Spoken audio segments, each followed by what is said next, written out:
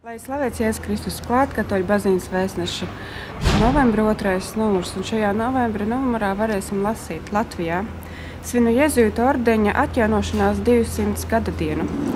Baznīca var palīdzēt šķirtajiem, atbalsta katoļu studentiem par evaņģēlija prieku pāvesta apustuliskajā pamudinājumā Latviešu izdevuma atvēršanas svētkos. Rīgas garīgā semināra rektora vēstule Kristus karaļa svētkos. Pāvests runā: iet līdz galējām robežām, lai nevienam neļautu pazust, lai nekļūtu par ieļaunumu iemeslu un vienmēr spētu piedot. Baznīca pasaulē, katoļu priesteriem un kopienām jāpamet Krima. Turinas līķauts tiks izstādīts apskatei. Pakistānā sadedzināts kristiešu pāris. Starp reliģiskā konference Romā. Intervija: Tava sirds ir tavas mājas, ar mūziķi Uldi Marhilēviču.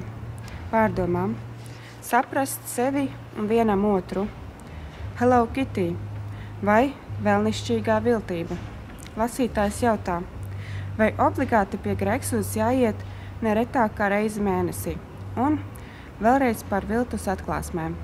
Recenzija: jūtu tektonika izrāde par to, cik svarīgi būt patiesiem vienam pret otru.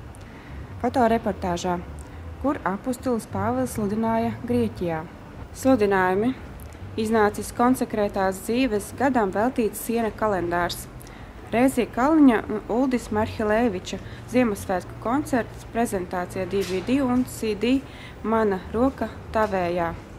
Karitas brīvprātīgo formācija no 28. līdz 30. novembrim tiek aicināti jauni brīvprātīgie.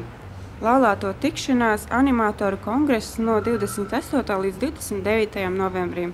Pagaidām viss līdz nākamajam numuram.